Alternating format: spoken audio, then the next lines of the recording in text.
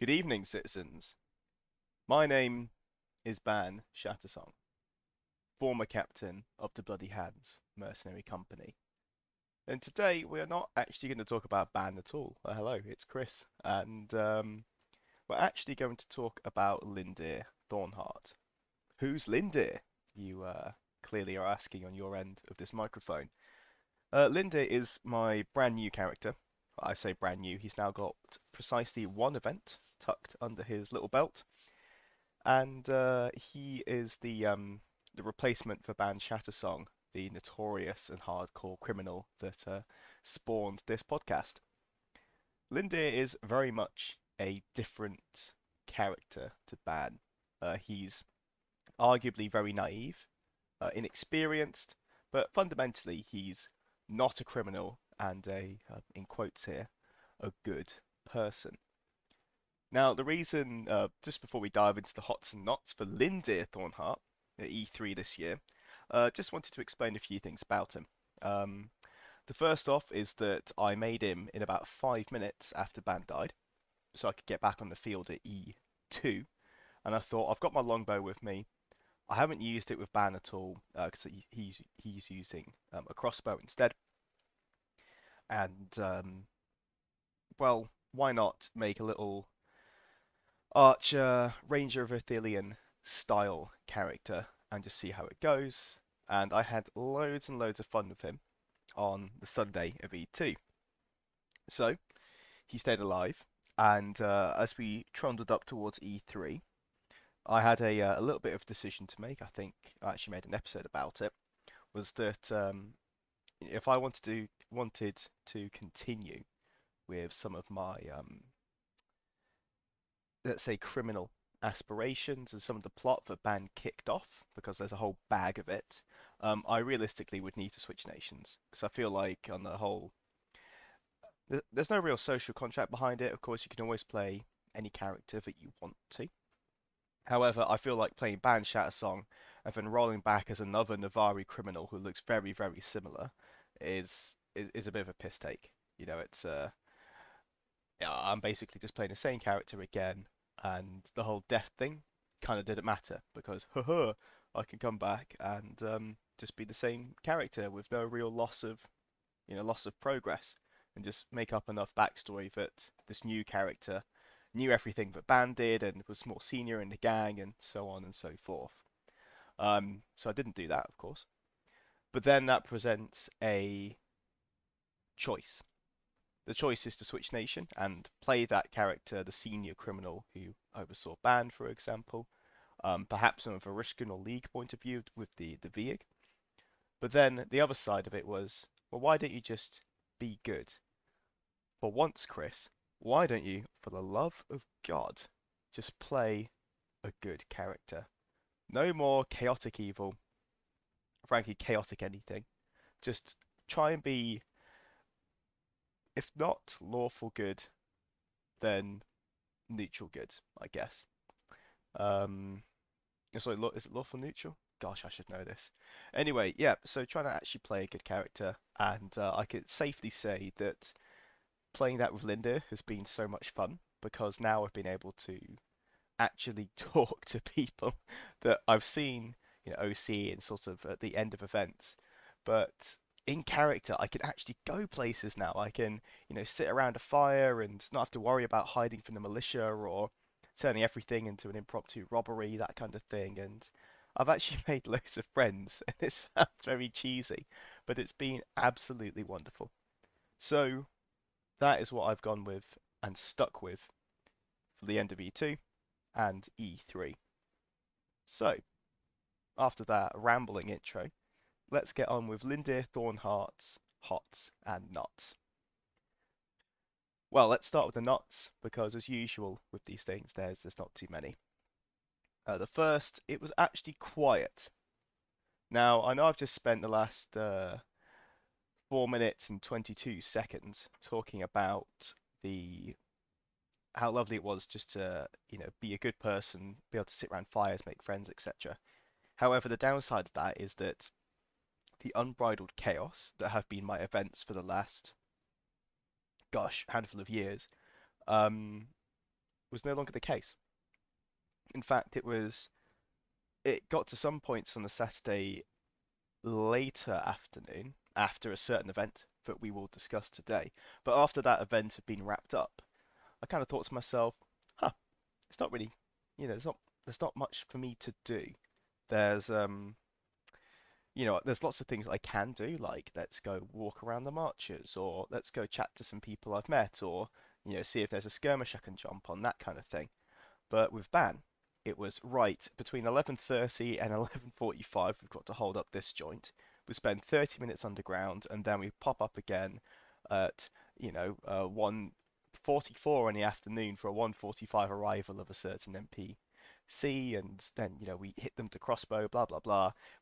Ban would have every single minute of his weekend planned out, and with Lindir, I still have plenty to do, and I made myself a little list of things I wanted to try out. So I had every hour planned out. Would thoroughly recommend, by the way, make yourself a little quest book, very RuneScape or Warcraft like, and just see what you get done in the weekend. The answer is none of it, but it always inspires you to do things, or makes you think, oh, what about that? And you get stuck in.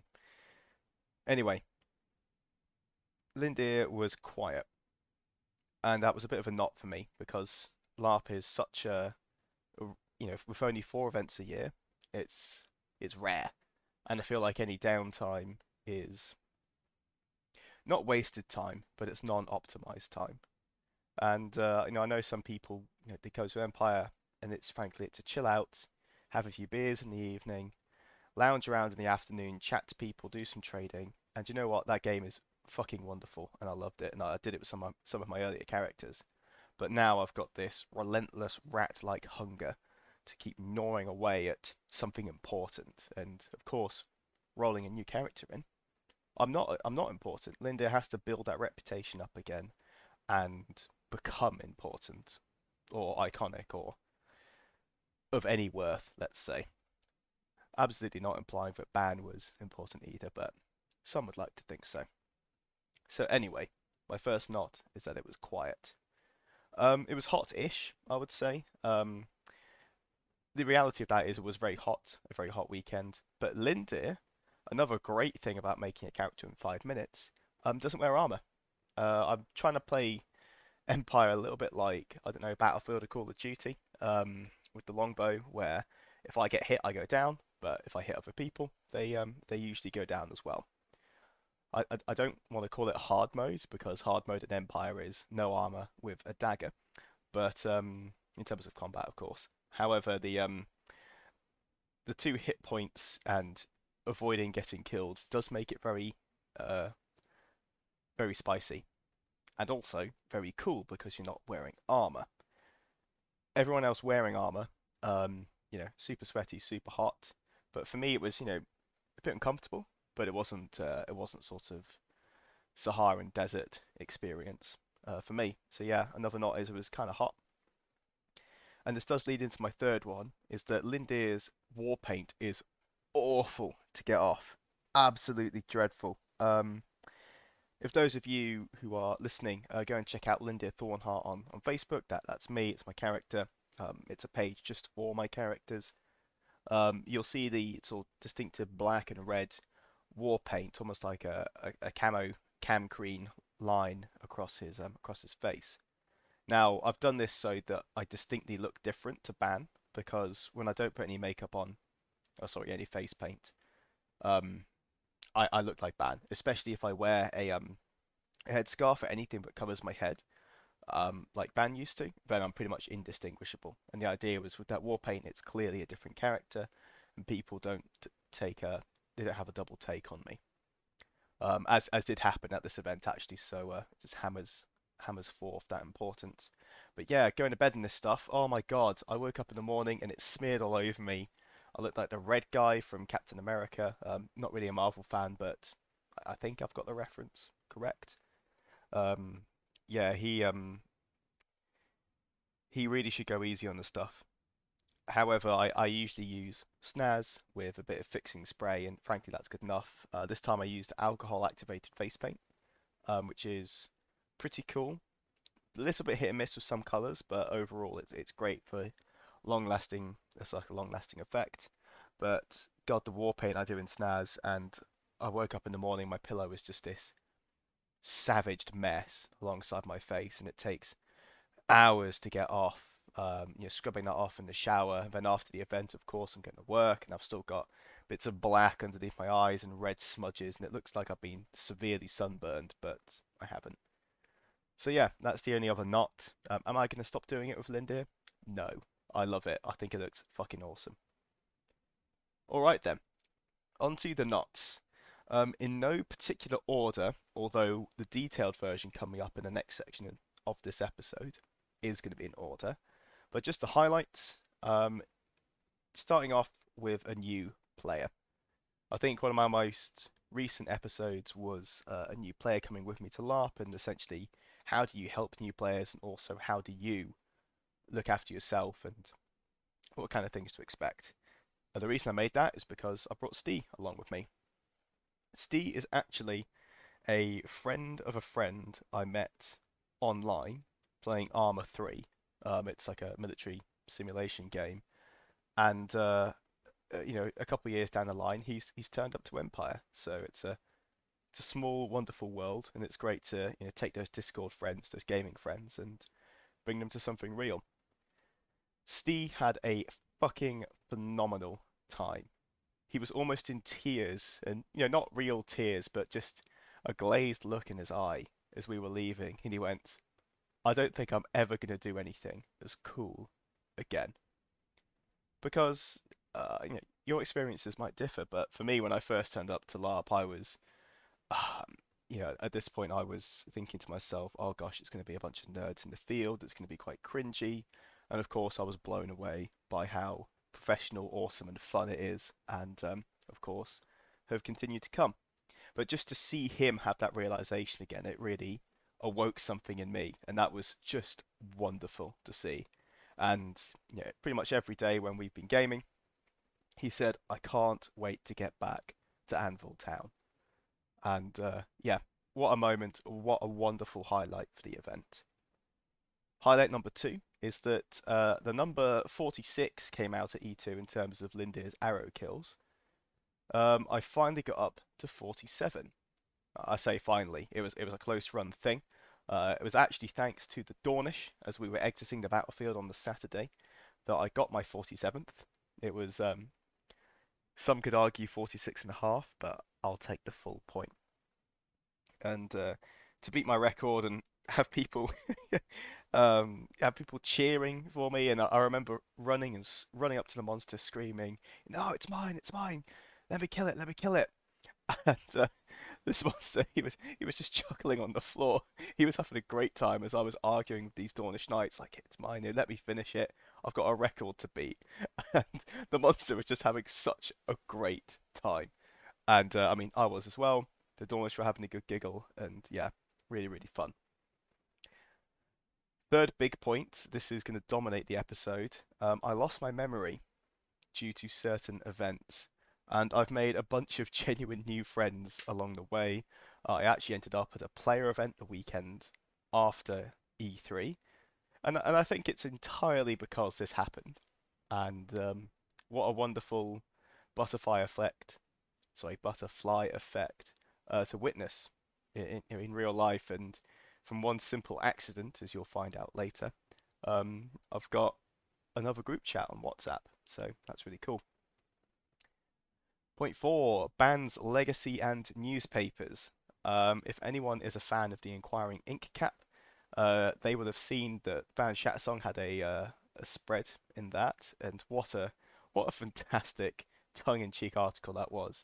And all the I think the Oathwriter had another article on him as well this event, following on from last event, and just um on an OC, IC, Lindir thinks like Ban is a bit of an idiot, and let's be real, he was. But OC, it does give me a little chuckle, and it very much warms my heart to see one of my characters still having an impact um, at this stage in the game when he's been dead for technically two events now, or one and a half really, and for people to still remember, that's awesome. Point number 5-ish, 5/6. The Imperial elections, well, the Navari general elections for Sailor's Dance and the Blackthorns. Not going to say anything more here, but oh boy, that was fun. I got to go on a skirmish with a new friend, Anwin Stormbroke, in in this event, and essentially what happened is I'll go into more detail later, but the usual gate clusterfuck happens where we bring 20 or 30 people and end up having like 10 slots. So luckily I got onto that skirmish, and we went in and basically got to beat the crap out of Gigantic Crab, and it was so much fun. So I don't know, it was one of the I've been on a lot of skirmishes throughout Empire, and I just really enjoyed this skirmish. If anyone's seen the photo I posted on my Facebook page like a few days ago, most of those come from the skirmish, and I'm just smiling in every single photo, and it's because I was having a great time. It was fucking awesome. Another hot is that this weekend was this weekend had some really good one-liners from Lindir, if I say so myself. I actually had one of the guys in Black Scar came up at the end of the weekend and said, "A, it's been a pleasure role playing with you," which was super heartwarming. But B, he said, "I think I've heard the funniest thing I've ever heard at Empire come out of your mouth," and I'll touch upon those later. But they were pretty good. I finally went to Uncle Regrezio's, let's call it bar, Uncle Regrezio's bar in the league, and I also got to go to the March Fair as well. And that was a lot of fun, and more details to follow. But what I wanted to mention as a hot here is that any national event, so like the Broken Wheel in the Brass Coast, the March Fair, and I think it's the festival. Is it the Festival of the Dead? Festival of the Reaper? I think it's something of the Reaper in the league. But the point is, any of these national events that are once a year, go to them. Go to them. See what it's like. Get stuck in. Loads of the players put in a lot of effort to make those things quite special, and they're really, really fun. So that's the highlight of my Hots&Nots. If you want to quit off now at this point, I don't blame you. It's going to be a relatively long episode, like at least another 40 minutes. But on the flip side, you're going to get all of the juicy little details of what I've got up to on an almost blow by blow basis. And that includes, miniature drum roll, the Thursday secret insight into the pre-LARP day, the secret day, the fourth event that isn't, sorry, the 4-day event that only technically exists. Let's dive in to Thursday. First of all, tickets.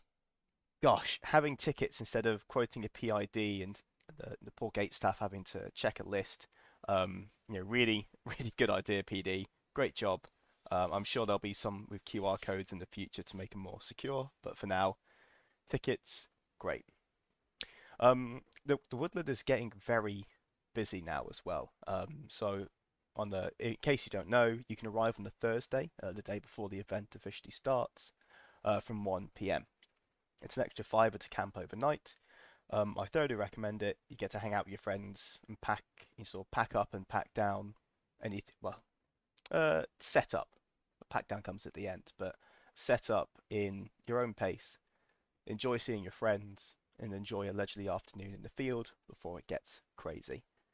But what's happened in Navarre is over the long dark we've grown, and this year we've grown further, is that back in the old days when I could camp about 5 meters from the Songs and Stories circle, we're now right at the back of the woods, and it's full.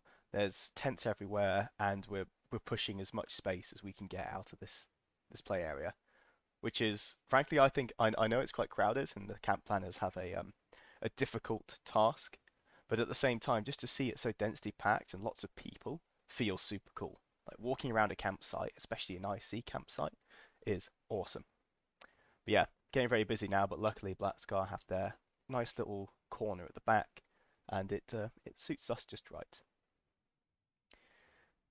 I've got a note here that I don't envy the camp planners across the next 2 years, because I think with people like Steve getting involved this year, we're going to go through another wave of people coming for the first time, and then bringing one friend, then that person bringing another two friends, and then all of a sudden we'll have all these new stridings of, 5 to 10 people popping up all over the shop. And that's just in Navarre, let alone across the empire. So I don't envy them, but it does remind me of a physics teacher I had at school called Chris Ingram, like in grams as opposed to kilograms. Hilarious, right? And his favourite part of being the teacher in our school was that he actually got to do the teaching rota. So which class is in which room at which time. And it was kind of like a 3 or 4D Rubik's Cube, he used to describe it as. And I feel like he would be the guy for this planning across the next 2 years. He would love it. It's not relevant, but shout out Chris Ingram. What a guy. Okay, one more shout out for him. He used to run desert marathons. We would I used to do cross country as a sport, and he would come and train with us sometimes. And he is your classic physics teacher, right? But he would turn up in like three jumpers, four sets of socks, boots, jumpers, leggings, a backpack. I'm like, what on earth is going on? Because it's summer, it's like 22 degrees. We're all in shorts and t-shirts. And he's like, oh yeah, I'm just training for a desert marathon. And then he'd come back 4 or 5 hours later, absolutely drenched. He said, yep, I did it. And yeah, like it was the most casual thing in the world. Absolute unit, absolute unit. But anyway, back onto LARP. Um, a super chill night in the Forge. One of the things I managed to pick up was at random a Discworld hat. I can't quite remember the quote on it, but it's red gold lettering. Um, I found it, and I basically look after it now. And I sat there in the Forge with a bunch of Black Scar and a bunch of other randoms just having a chat and a little drink into the evening, and it was lovely. The hat brought in new friends, which is great, a bit of an icebreaker. And then we sat there talking about stuff, and I can't really define it better than that because it was just lovely just to lean back. And we finally got to one of the table sections in that place. I've never really sat down in the forge until now. I've always been stood up or outside. But yeah, it was lovely. But before we actually got fully into the sort of merriment, light drinking and chats in the evening, once again I got to go out to Dash Shop, which is one of the traders. They trade in both IC and OC terms. So, for example, I think you can go in there and sell. Let's say you got some spare kit, you might be able to sell it for like crowns or thrones. I've never actually done that, so don't quote me. But that's the impression I get and what I've heard. And of course, you can buy things for pound sterling as well. Now, well, I got the great fortune of getting two lovely selections added to my kit. The first was a set of aluminium chainmail arms, and the second was aluminium chainmail skirt. Now, aluminium is a lot lighter than steel, and I've only worn steel chainmail up until now, kind of thinking, Ali chain, is it really that different in weight? Because it's still, chain, it's heavy. The answer is yes. Oh my gosh, yes. Wow. Wearing aluminium versus steel. What a life improvement. My God. That stuff was awesome. I got it at a great price. And the thing with Dash Shop is it's full of random stuff. So, things like the Mythalon and Dark Blade things that you can get online. Those are great. They're very uniform and very sturdy. But if you go to Dash Shop, you can end up with some random stuff, and it might need patching up, or might have a few chainmail links missing. But if you do a bit of repair work on it, it's absolutely fine. And hell, most of the time it doesn't even need repairs. But yeah, these arms and skirt, mwah, very very happy with that. And also, if you go in there, you can get. It's where I got my brass costume, my brass coast costume for Ban when he did his last robbery at E2. And if you need any pouches, belts, that kind of thing, go and have a look at Dash Shop because you'll find something unique in there, and it's well, I can't recommend it more clearly. There is a certain bard that I shall leave nameless that I commissioned to write a song about Ban when Ban was still alive. In that letter, I said that there was a throne attached, and of course, because this was done over email, there was not a throne attached. Now, band died, and it's taken me two events to finally get this bard their payment. And I finally managed to do that on Thursday night, and I feel very good about being the worst Lannister on the Anvil field. I always pay my debts, but two events late. And then final note for Thursday, um, turning off my phone and reclining back into the LARP verse. 100% for Thursdays. It's just, ah, it everything's off. It's time to relax and get excited for the next day. So, on to Friday. Shower block, 10 out of 10 as usual. Showers at Empire used to be hit and miss, and frankly, I would go the whole weekend without showering. However, now they've got this purpose-built block. There's hot water, there's space, there's changing, and just I'm going to spare you all the graphic detail, but we all get sweaty when we're running around, and frankly, I especially need a wash after some of the battles we've done. So yeah, going in and just being able to get all the face paint off, get all the grime and dirt and sweat off. Ugh, lovely. Brilliant, brilliant shower block. Everyone starts to arrive on the Friday, sort of morning and afternoon. Those who haven't already come on the Thursday. And it's just nice to see them in dribs and drabs because when I used to arrive on sort of Friday evening around 5 o'clock, everyone was there and it'd be like, right, oh, hey, how's it going? Quick, get in your kit, let's go. But now as people arrive, you can say, hey, how's it going? Let me help with your tent. What have you been up to over the last 6 weeks? And all the people you don't socialise with between events, you get to have a chat to if you didn't catch them the night before. And it just, again, I guess it's the whole theme for Lindir. It's just super wholesome. I really appreciated just catching up with people and having a chat on the Thursday and Friday. Of course, the mandatory tour of Anvil. I make a point of it every single event, pre-timing to have a walk around and see if there's anything different. And this is typically picking out bars, seeing how camps have changed or grown, if there's set dressing or how many new banners there are around the Glory Square, for example.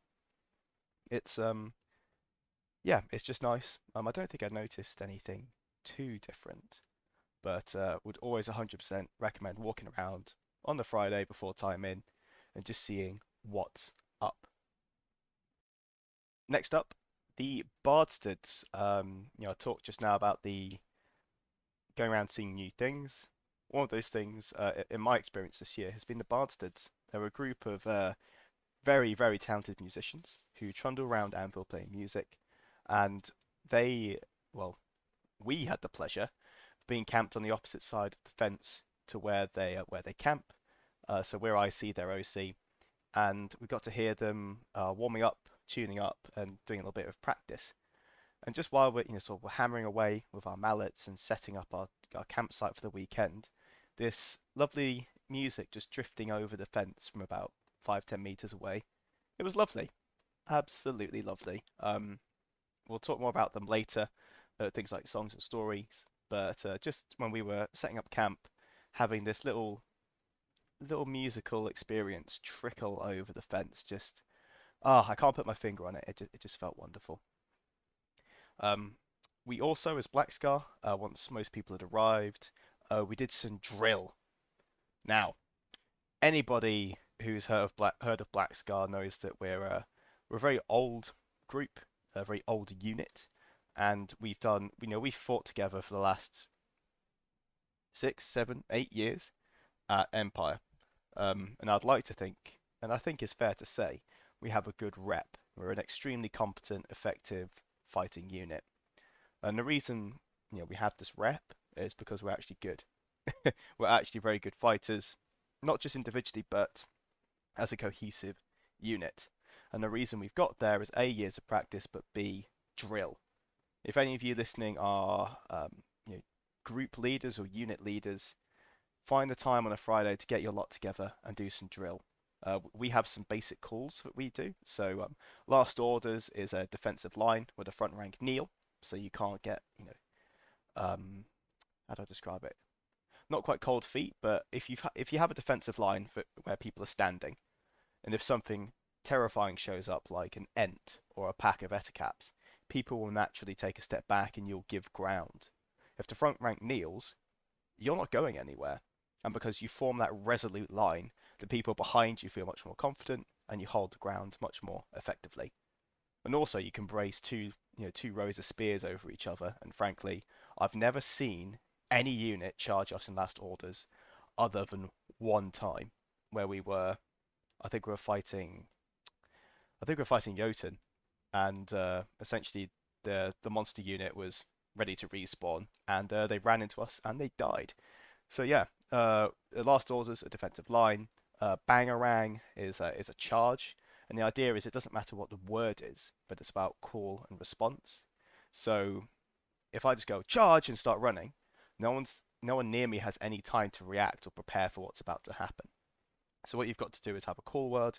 It could be broken bow, it could be blood thorn, something like that. But the idea is the commander will yell blood thorn.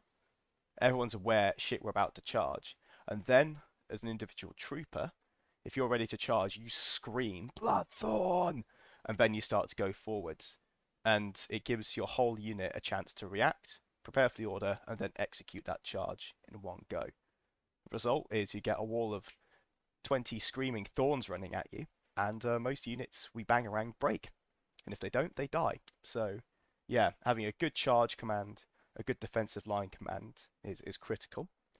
And then the final one is a secret mission. It's essentially slow backwards walk as a unit where we need to leave, and whatever position we're in is shit, but we're going to leave slowly and not get rear charged because retreats are where people die. So three simple things: stand, charge, and retreat. Get those calls sorted out of your group, and get drilling. And the way we do drill is we actually have some very experienced fencers, like OC fencers with us. And what we do is we do a few games, kind of like sword tag, you could call it one-on-one warm-ups. And then we just practice all of those commands against an empty road. We'll line up in a line, screamer, bangarang, charge, secret mission, and then last orders, and rinse and repeat until you get a natural flow, a natural cadence, and as a result, you've got a well-drilled unit that won't die. Fingers crossed. But anyway, long point, but just doing drill on a Friday night was a lot of fun. Well, the Friday afternoon. For this event, I actually invested a fair wallop of cash money on special effects. So I got a brand new set of like snaz face paints because I've only had black and red up until now. Ironically, I only use black and red now, which is stupid, but whatever. I got a really nice fancy set with blues and yellows and greens, so I could do thorns on other people, people's naga scales, that kind of stuff. Some fixing spray, so I don't sweat it off, as always, because I love running and getting sweaty, as mentioned. And I also got some alcohol activated face paint as well for some of the like the smaller tattoos that I wanted to stay on all weekend.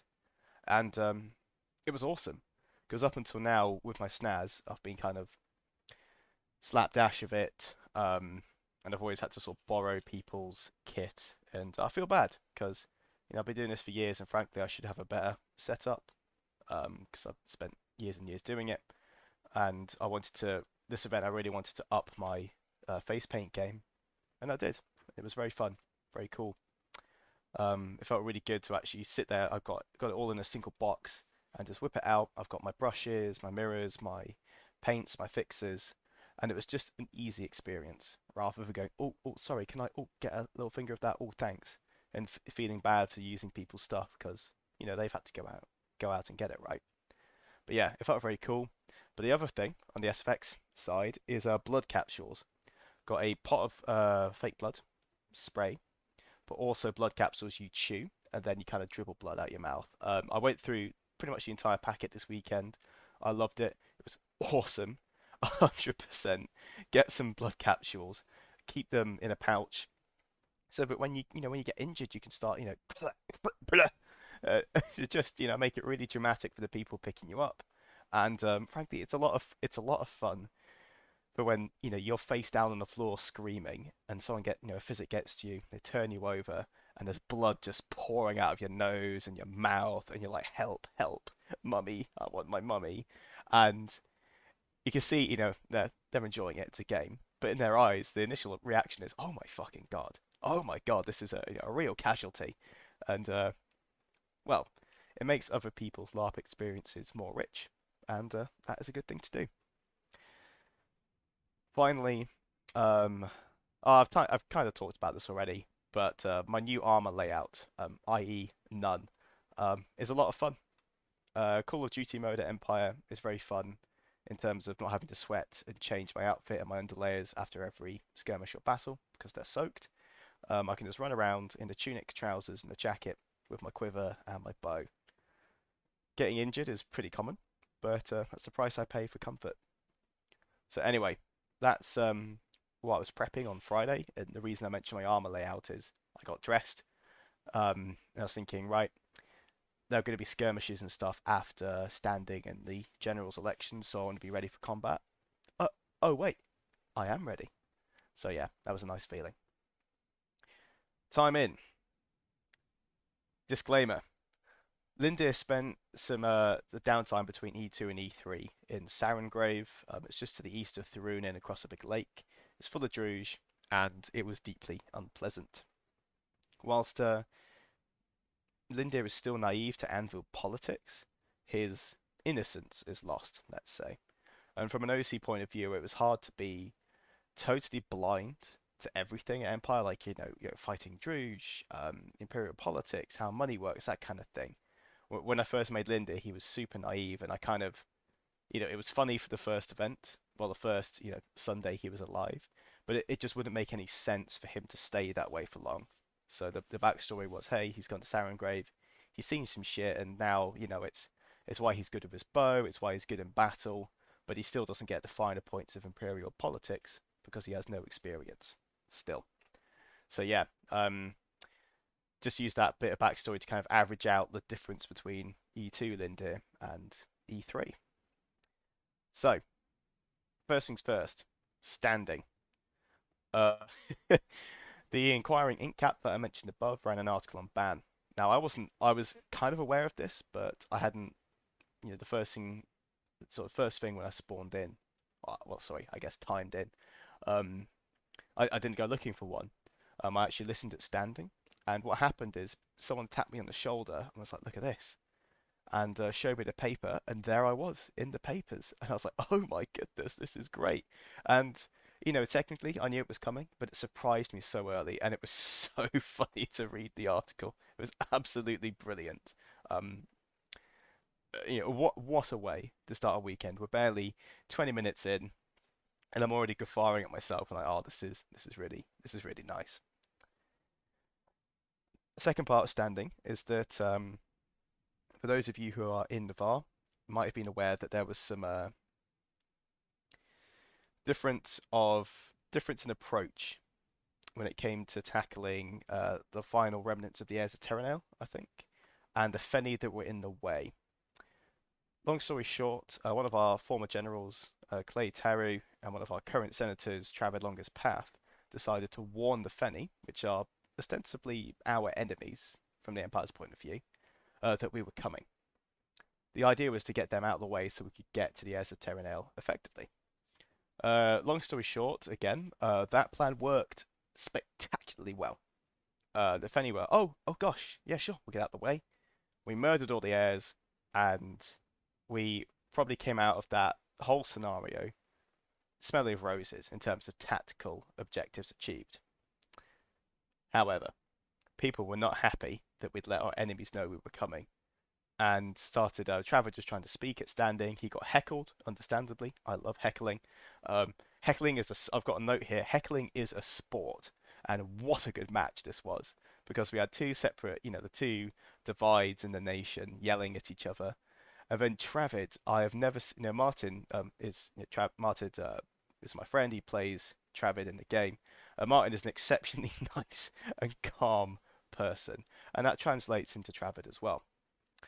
But there was a point where Travid had had enough, and he got out his book, banged it on top of the Songs and Story Circle fire pit, and yelled, "Shut up!" And it was like, we've all been kids. I hope. um, it's the first time you hear your parent yell, and there was this stunned silence because people yell at Empire all the time, but to see Travid yell, oh, that sent shivers up my spine, and what a delightful little nugget that was. That was, mwah, chef's kiss. What a moment. But anyway, standing went on. I was sort of chatting to people and some other friends, mainly about the Inquiring Ink Cap article. I kind of my pride and joy all of a sudden taking it around to other people in the circle and giving them a subtle tap and saying, "Hey, have you seen this guy?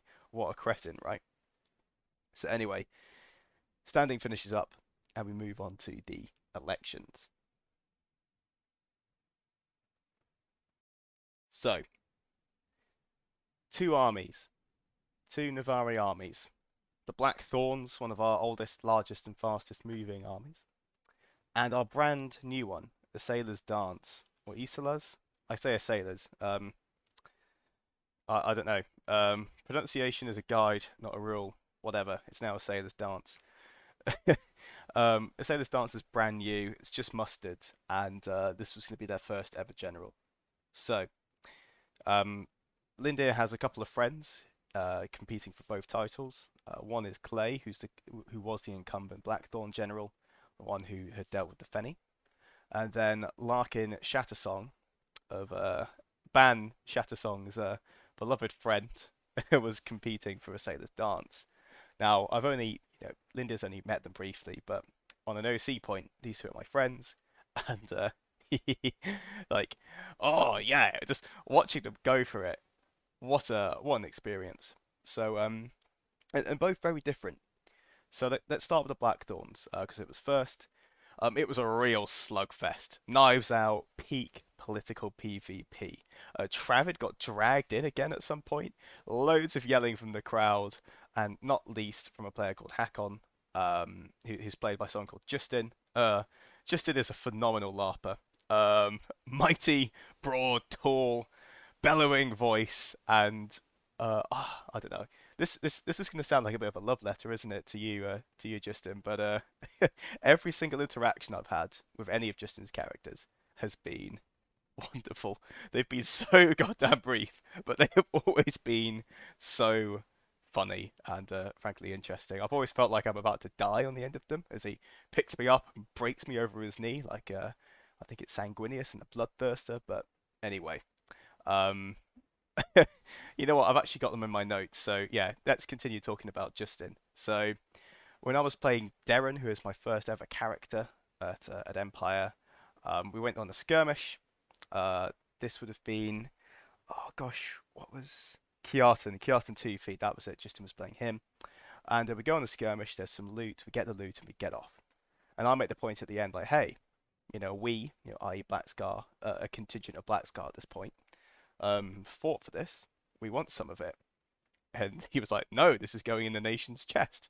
And I was like, yeah, but what about us? He was like, are you not part of this nation? Would you have me fight for money like some lowly beggar? It was really good indignation. And then Darren responds with, you fight like a beggar. just, his, his eyes narrow, lunges for me, and like sort of three people restrain him, and we're separated from each other. But it was one of those zingers. It just came out of nowhere, and about half a second's processing time, and it just again, chef's kiss. It landed perfectly, and I think that set the standard for any of our interactions. If you disagree, just DM me, and we'll have to talk it out. But what I dropped during this election was he was yelling support for his candidate, and then I responded with double the volume but half the wisdom, and just this heckling match between us in the voting queues, and he just looks at me dead in the eye and goes, "Fuck you." And what this means is, I didn't realize at the time, but it was I have no response to that. Damn. And he caught me later and said, "I need to buy you a drink because you got me good," or words to that effect. And again, I'm not making this realistically an hour and a half long podcast episode to ask for a drink, but I'm totally asking for a drink from Hakon. Anyway, history aside, um, the election kicks off almost immediately with Clay getting cursed. Um, and at this point, Lindir just is like, "Oh my god, you've cursed somebody. That's not nice." So I jump up with my knife and chase the cursor. By the way, I should know this, having played Ban. Cursing people is totally legal in Empire. So I caught up with the person who delivered the curse. He said, "Don't stab me. This is entirely legal." I realized, oh yeah, it is. So I just, have a very lame attempt at chastising him, and he's like, "Don't shoot the messenger. This isn't my curse." And yeah, I went and sat back down. But what this curse had done is, I think it made Clay very angry, or like unable to process complex things. I'm not sure, but fundamentally, major disadvantage for what was about to be the political fight of his life. The candidates were really good. None of them sort of solo stood on the shit on Clay pillar. The shit on Clay pillar was, oh, you talk to enemies, you let them know we were coming, you're a traitor, right? There was plenty of that spice in there, but no one actually relied on that to make their point. So that was good. I've got OC and IC opinions, which I'm going to drop here because they're brief, on the resulting winner. It was a player called, sorry, a citizen called Caro. Apologies, I don't know the player's name. Um, they won, I think, with a pretty decent chunk of the vote. Now, props to Caro because they have advanced very quickly. Last event at E2, he was given voice of the Thorns Council as a position out of nowhere. I mean, I haven't been aware of the player myself as Ban, but then again, I was often off stealing shit, so who knows? Um, Caro kind of came in, took that position, and then one event later, bang, takes the Blackthorns. And to step up to the plate against people who've been scheming for a general's position for over a year, and then also an existing general with major wins under his belt, and then punch at their weight is an awesome achievement. Especially with getting Voice of Thorns last summit, it was like watching a meteor. So a perfect example of go for it at Empire, at least in my eyes. I see. What the fuck is this guy doing? We won. We can't betray our enemies. Clay and Travid are heroes. They took the risk and it paid off. Very much a case of the ends justifying the means. I thought they were courageous and wise, and to see Clay cast out from a position he loved so dearly pissed off Lindir immeasurably. So yeah, very opposite feelings on an IC and an OC front. Um, Especially seeing someone, OC going from Voice of Thorns to General in a single event, absolute champ move. But IC is like, well, you're just gonna dump a position every time a shinier one comes along. So it didn't impress him. So this results in lots of screaming and yelling, um, especially heckling during the voting. I think once Clay loses the vote, the changeling rage kicks in. He goes off and starts to just scream in the background, and the rest of Black Scar go and kind of contain him from killing everybody in the area. And then we move on to a sailor's dance. This was much more civil and a damn sight quicker. Now, Larkin Shattersong is one of the standing candidates. And then I believe it's Quinn Longshadow now. Quinn, I'm sorry if I got that wrong. From what I remember, Quinn had just changed striding, but two very competent captains. OC I've fought with Matty for like years. IC Linda's made friends with Larkin, sorry, and has seen her fight at the previous event, so he knows her. But then also Quinn organises a lot of skirmishes in the VAR, or at least did so. I haven't seen. I saw a lot of him. I saw a lot of him at E3, but not for those fighting reasons. But they're both very competent. Like on an OC level, really hard to pick between them. And IC, it's kind of the same. Lindia likes both of them. Let's see what happens. And sorry, my point was going to be, I wish Ban could have been alive to see this, because the whole Shatter Song striding, it's about ambition to be the greatest you can be in whatever it is that you do. Bands was becoming the greatest criminal in the Empire, and Larkins was becoming general of a sailor's dance. And Larkin achieved that. She won, spoilers, and damn, yeah, wish Ban could have been alive to see that because it would have been so satisfying. But anyway, on to the candidates themselves, the actual discussion itself, the pitch, if you will, before we voted. Quinn was bang on the money, like really respectable candidate, genuine, fair, and he stood in his own virtue rather than the weaknesses of others. And you could also tell that Quinn and Larkin liked each other. You know, they were battle hardened allies. This wasn't political knives out like the Blackthorns, which don't get me wrong, entertaining as hell. But this was heartwarming to see two people competing. But no matter who we picked, it was a win. And for them, they didn't. It wasn't the be all and end all of their existence. They were happy to let the other person win because it was all based on merit. And the nation, yeah, my notes here, the nation was the real winner. But Larkin, what a speech, well won and well deserved. Um, the actual voting split was quite surprising. So I think Larkin got a uh, a majority, quite a strong one on the votes. I think maybe 60, 70% of them. However, from the way they both pitched, I don't think that represented how close it was. Of course, this is my personal opinion. It might have been different, but I genuinely was sat there at the end thinking, "Gosh, it's almost a coin toss scenario." They both did very, very well. On to national training after the two elections are done, um, with the two brand new minted generals being dragged off the military council, which they were late for. The rest of us get on with our weekends, and for Lindir, this was going on to national training and the Navarchers. So Lindir is an archer. There is an archer unit in Navarre. It's called the Navarchers, and as part of national training, they go down and from my brief experience with them, the idea is to meet other archers, of course, but also help the Thorns train with and against archery.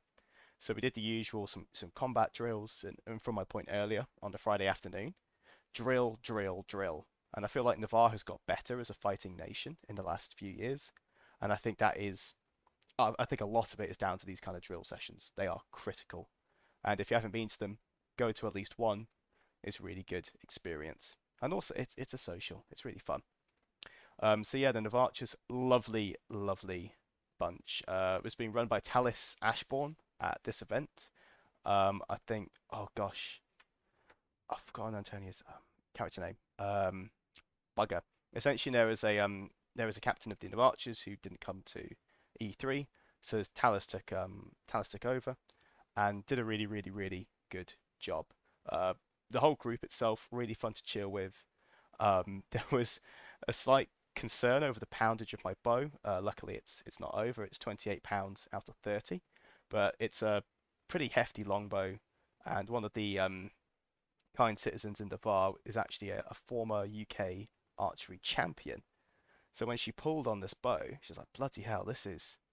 Are you sure this is going to pass weapons check?" So went down, and of course it did. But there was a little bit of a throbbing panic in my throat of, please, God, no, I love this thing. Please, I don't, because when I got checked at the last event, I was like, huh, was that a fluke? It can't have been a fluke. But yeah, that doubt in my heart was quickly extinguished. I've got a note here, but I skipped national training for like 3 years.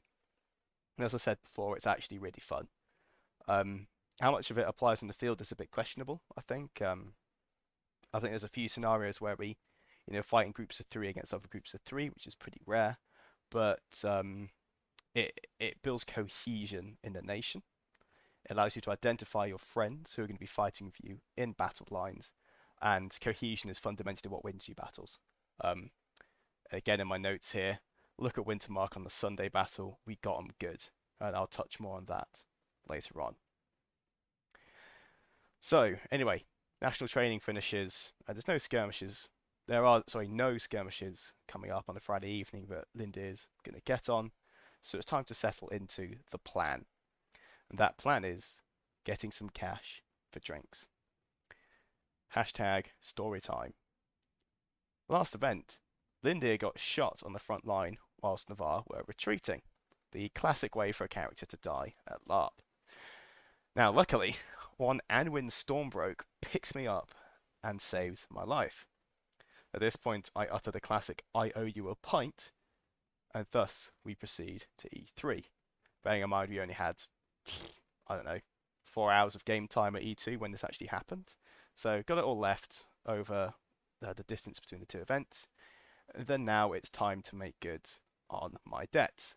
Again, I'm a Lannister, just a late Lannister.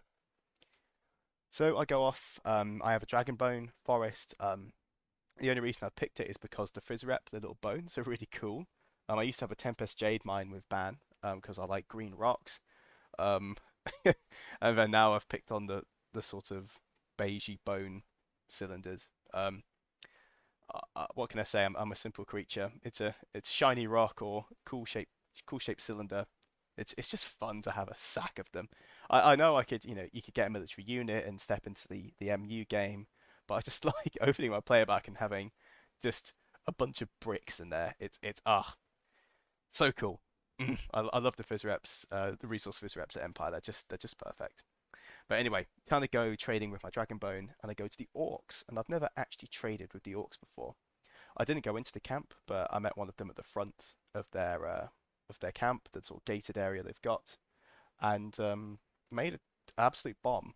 Turns out that Dragonbone was in very short supply at this event, so well, I think I sold 22, 22 of them for around about 28 crown. I think it was 27 and a half crowns. Now, usually, um, these kind of resources like Dragonbone, Tempest Jades, Iridescent Gloaming, they sell for about a crown each, ish, right? It's pretty reliable. Now to get so only sold 22, but I got, let's call it 28 back.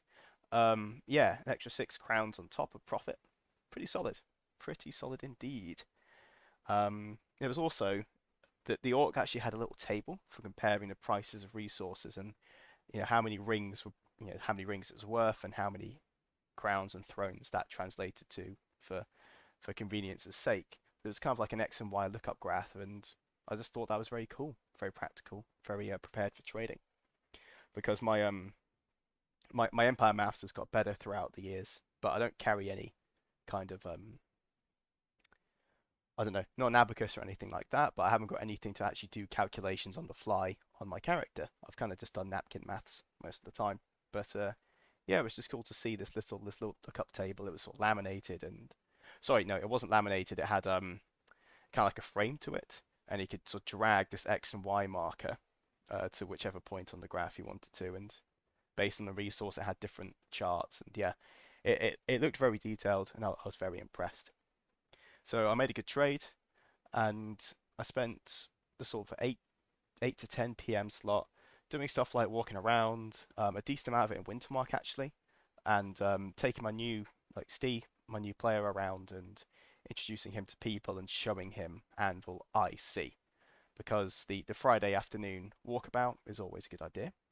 However, doing it when there's actually game going on, A, you can run into random plot, but B, it's also just a more accurate experience for walking around in the OC time. And then finally, after I've done this with Steve, the time comes for drinks. And I trundle up Murder Alley to the Black Scar camp. Got any secrets to share? Says a creepy, cloaked figure. I've got a couple. Gotta hate my notes sometimes. At this point, I hashtag ignore the ref, hashtag ignore the speaker, this audio speaker playing spooky music, and I go, yeah, I'm late for buying Antwin a drink. Stop. I'm like, excuse me. The ref, who was literally stood next to this bloody figure, this cloaked figure with this spooky music, he steps forth in his bright yellow tabard, and I'm like, ah, oh, fuck, what have I done? Hands me a lammy. And at this point, I realised that I need to be more vigilant, and I have just fucked up. One of my dear friends, Finn, who plays Riflin in Black Scar, is capering around loving this, and he begs to see my Lammy because this essentially this creature is a tulpa. It steals secrets. It's been walking around trying to get people to give it secrets, and of course they've gone fuck off. Lindir, of course, has given it a secret like an idiot. So Riflin comes around. He's like, "Oh my god, Linda, no, what have you done? Quick!" And begs to see the Lammy. And the role playing effect is that you see as a player before you open it is that I'm going to paraphrase here. Everything about the secret you've just shared, you have forgotten, and everything related to it, you have also forgotten. So at this point, I'm like, oh, bugger, how do I play this? And so Riffler and I have a little loosey chat about it, just under our breath. But we decide on the idea that I have basically, so the whole point is buying Anwin a drink that stretches all the way back to E3. So I'm going to forget Anwin. I'm going to forget about the drink. I'm going to forget about all of the events that have happened this evening, sort of between 8 and 10 because in theory at that point I was going around trading to get money to buy a drink, and the way I described it to people is imagine like a spider's web with the dream of the secret at the center, and then everything that's linked is just gone. The space in between, like national training, sure, that's fine, but like I remember that. But Anwin, drinks, evening plans, what I've just done, it's all gone out the window. Actually, I've got a quote here. You've forgotten everything about the secret you just shared and any memory related to it. So yeah, poof, everything goes for most of E3, and Lindir.exe has stopped working. The worst part of this is that when Finn opens the Lammy, it is blank on the inside. Now, at this point, we should have realised something was wrong, gone back to the ref, but we just rolled a bit with fuck, it's a role playing effect and there is no way to fix it. So just, we just looked each other dead in the eye, wide, like eyes wide like a cat, and like, there's nothing we can do. Sniggering, let's go. Time to go and enjoy this fuck up. So I think, right, I've got to go and I've got to make this easy. I can't just waltz off and never ever talk to them again because that's difficult. Of course, with this kind of role play, of course, I've forgotten about the whole plan. However, I find with Empire and role playing that you've got to, if that kind of thing happens, you've got to make sure that the other person knows about it somehow. So I decided to happen to walk by the Stormbroke camp and happen to catch Anwin's eye. And then when she came up and said, "Oh, are you ready to go?" I dropped the classic line, "Who are you?" And I watch her face drop, and there's a there's a little smile on mine, but I try and suppress it as much as I can. But just dropping, "Who are you?" And I can see all the cogs turning. Like, is this a new character? How have you died in the space of 4 hours? What the fuck is going on? And I point to the Lammy that's tucked into my belt. And luckily, this is where Quinn Longshadow is also on the scene as well. So he insights me, and I get to pull out the delightful effect of this Lammy being blank, and once again enjoying the wide eyes of a panicked priest. Sorry, a panicked mage. I think it was detect magic actually, not insight. But seeing them panic as they read the effect, and there's nothing inside. Then realizing, oh my god, what has happened to this poor citizen? What on earth do we do next? At this point, it's off to Varushka we go because there's the rumors of the Tulpa, this creature stealing secrets, has kind of spread around the whole of Anvil, to be honest, by this point. So we go off. There's like 10 of us, most of the Stormbroke, myself, Quinn.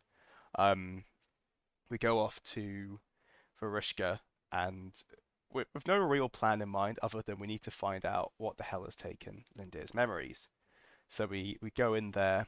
I get to have this wonderful roleplay experience of meeting Anwin again, meeting some other Thorns and Stormbroke too, and under my not under my breath, but just deep inside, I'm cackling with laughter because it's hilarious.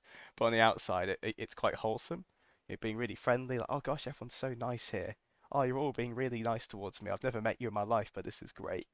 And yeah, that was a lot of fun.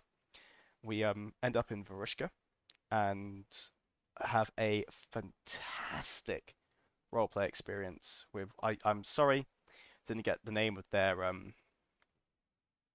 is Vale a group for Varushka? God, I should know this. Their group. Oh, it's got to be Vale. You have a boyar that runs a Vale. You've got an earl that runs a household. March. Yeah, okay, yeah, whatever. Yeah. So this the leader of this Vale, a wise one, that they're sort of typically older in Varushka, essentially knows lots about monsters. We go in, and Varushkans have hearth magic that involves hospitality, where if a monster comes in, they're often disguised as a person, but if you offer them hospitality, they can't strike you. So we go in, and Lindir, of course, knowing things, but not who the fuck he's with, understands, oh, if you get offered a seat, you take it. Get offered some food, you take some, have a little nibble on some grapes, and some of the other Navarre we had with us, of course, don't get this, and they go, oh no, no, thank you. Of course, they're being polite, and the Varushkans, who were charming and friendly and very, very welcoming, suddenly go stone hard cold and demand that they have some. And I explain, Lydia explains at this point, like, oh no, it's important. Just take a seat, have some, if you'd like to, unless you're genuinely not hungry, and but just say that you accept their hospitality. It's very important that we accept their hospitality right now. Otherwise, we're getting a boot in our arse, and out we go. So we get to sit there in a circle, talking with them, explaining what's happened to me. The poor Navarre, the poor Stormbroke lot have to explain what on earth has just happened with very little information. Quinn's got a role-playing effect description, and the rest have he's forgotten everything. But they eventually nail down on this Tulpa, which is the name of the secret stealing monster, and fundamentally don't know how to deal with it. And at this point, they point us towards Urizen. We go to an Urizeni, a large Urizeni tent. There's like a spire meeting going on inside. I get chucked in, and again, another really cool, deep role-playing experience. And when I say that, chatting to citizens, having a battle, sorry, a fight, a skirmish, a scrap, whatever, it's all roleplay, right? But this was important. When you go in, you can just tell that like this is a highlight of their weekend. We do not know these people. Oh, see, I've got no idea who they are. I've never met them before. We've never had interactions in Anvil either. They are totally new, and we're coming in with something quite serious, a curse basically. And at this point, they sit us down again. A very high lineage Mero gets a pair of lights out and starts doing what I later find out to be their hearth magic and some rituals, and playing along with that and starting to get twinges of my memory, or like so I called it I kind of had to just roll with things at this point, but I kind of described it as a black spot in my memory, or ouch, that word hurts kind of thing. And that got very, very exciting. We kept it going for about 20, 30 minutes. But at this point, it's cropping up to midnight and people are getting tired. So I just try and, not in an OC way, but just try and drop that, look, we're not going to get anywhere. And I say I think it's best if we retire and approach this again once more in the morning. And at this point, we call it quits for the evening. I basically trundle back to camp, say goodbye to the Stormbroke lot, and go to sleep. Because getting not an early night, but just some sleep is big and smart, and would 100% recommend it. Because it gives you the energy to fight. Well, not even, I mean, for me, fight on the Saturday, but for anyone, to enjoy the Saturday, the big cheese, the meat of the hamburger of any Empire event. So, on to Saturday, and oh my god, it's taken 1 hour, 9 minutes, and 44 seconds to get through 6 hours of RP. Bloody hell. Right. I promise this will pick up in speed, but stay the same of juicy, heartfelt. I hope juicy, heartfelt content. Anyway, Saturday battle against the Druge. I've got a mini hots and knots just for this battle. Uh, Number one, Sam Fisher knife kills. I think that's the name of the guy in Splinter Cell. Someone called me Sam Fisher. Basically, I got round a flank where actually Black Scar were engaged, and there was a Druge in the bushes just kind of heckling them. So I do, the classic stealth crouch walk. I do that. He somehow doesn't see me. It makes sense because Druge, the York masks have terrible peripheral vision. And I sneak up behind him, with a knife in my hand, kind of like a Royal Marine commando coming out of the bushes in those adverts. And yeah, knife goes on him, Orc goes down, and then I melt back into the bushes. It was pretty fucking cool. And doing that in front of my friends as well. They caught me at the end and went, "Holy crap, Lindir, that was awesome." Um, so yeah, 10 out of 10 RP moment, probably one of the highlights of the weekend. Some other parts of this whole fight. I did a hip fire shotgun kill, as described by the senator for Kinnear, Result Dance Walker. Because they were fighting around this corner, some Druge, and I come around behind them and just go, "Oi, scum!" and just low draw, longbow, but fire from the hip, hit this Druge in the belly, and he drops dead. And it was kind of like just kicking in the door in like a SWAT raid, and a shotgun just firing it into a room. It was pretty badass, not gonna lie. Didgeridoos. One of the Bardstids plays a didgeridoo, and said player was capering around on the fucking battlefield playing this didgeridoo. Again, in the classic, crouch walk, just waddling around playing it. So yeah, I went and crouch walked next to him, and we just wandered around the front lines, hunting out Druge. At this point, we were on the main fields. There was, and Navad formed up, Dawn had formed up, and we were kind of mopping up the remnants of the battle. So we had like 500 people just just staring at us as we didgeridoo our way around this field, taking pot shots at Druge. And this leads to the knee shot. So there's a couple of Druge archers harassing Dawn, and they're not firing back. So your hero of the day, Lindir Thornheart, runs to the front. One of them turns, fires at him, and Lindir ducks underneath the arrow. Classic Matrix move. He stands up, knocks his arrow, fires, and it hits the other Druge who's not paying attention, dead in the knee, between the steel greaves covering their leg and the chainmail skirt covering their thigh. It is the knee shot. It is perfect, and this props this monster. They go down screaming. It's wonderful. The other archer runs off. Dawn cheers. Navarre cheers. I run forwards because this is my 47th kill. I need this because if I'm going to break my record of 46, this one has to die to my blade.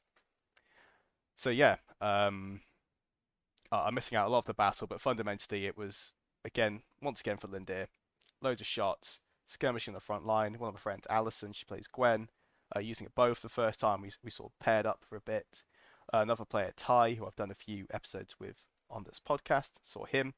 And yeah, just running around, being an archer is the most fun I've had in the battlefield ever, hands down. But anyway, we run up onto the Druge, and there's some knights panel beating the shit out of it, and I'm screaming, "No, no, it's mine, I need it for my record." And as I said at the start of the episode, an hour and 13 minutes ago, we will have a great laugh because it's a wonderful shot.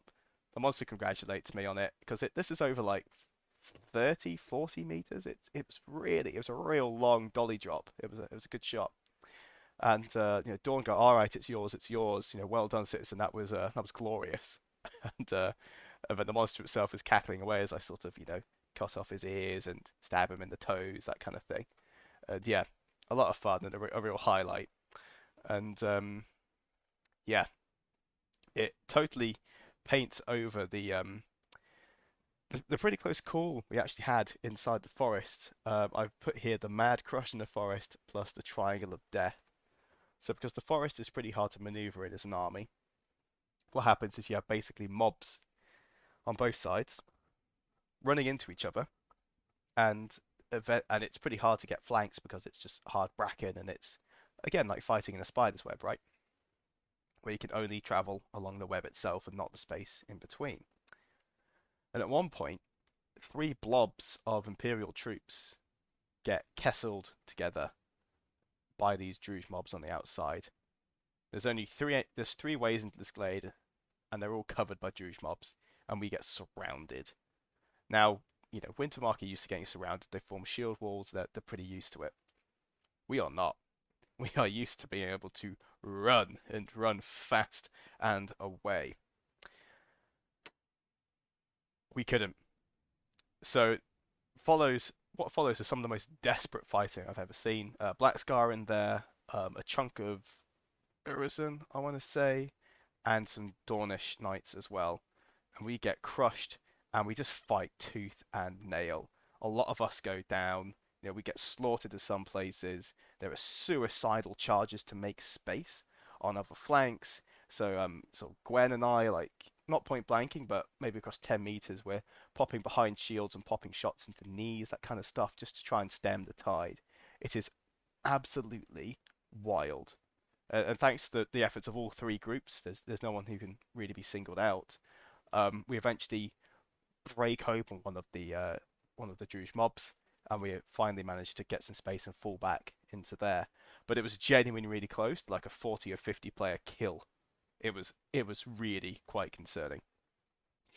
But yeah, um, Lindir's just going to forget about that. Final note here is Lindir does not understand loyalty. So I tried to fight with three separate groups during this battle, and I didn't really do a good job of any of them. The Navarchers, of course, really wanted to fight with them, and I just ended up running off doing my own thing. The scouts as well. I worked with a couple of them trying to ferry messages and unit dispositions to unit commanders, and of course Black Scar as well. I'm the only archer, so I've had a few times with all three of these groups. I'll pop up out of nowhere, take a few pot shots. I'm not going to say save the day, but somebody else did. but and then melt off into the bushes again. Essentially as an independent fighter, and it was quite hard because I do really like unit play at Empire, and shifting between all three of these was, I feel like I definitely missed out on some of the RP of being in a unit during a battle. Like I had loads of awesome individual experiences, but living those kind of experiences as a unit is a lot more fun in my books. So next time, I think I'll try and stick to one of them, maybe two. But yeah, um, I think that briefly covers most of the battle, and we come back to camp. I have the remnants of my French ration pack. Essentially, those of you who don't know me, I'm a bit weird in that I like ration packs. Um, I've had a lot of British Army ones, and what I've done this time to treat myself is got a French one. Let's see if the stereotype is true. Is the French food better, even for infantrymen? And the answer is yes. Like this thing was actually lovely. Like especially the meat in there as well. Some of the tuna stuff, delicious, absolutely delicious. And the reason I do this is not because I'm sadistic and I like eating gruel. It's that these things are like really high calorie. They're quite balanced. They've got loads of like isotonic drinks, teas, and stuff in them as well. And the idea is you can cram this into your body in the space of like 15 minutes in camp, have a little sit down, but then you've got enough energy to keep going for the rest of the weekend and not crash. And works every time.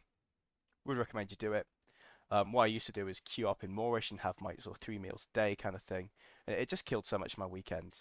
Like, don't get me wrong, sitting down in Moorish is super relaxing, super fun if you do it with friends, of course. You could even meet other players in there and have an IC chat over a meal. It's great stuff. But having that rat pack means you can come off the battle, recharge, get back into playing pretty damn quickly. And that's exactly what I did. Because I was caught.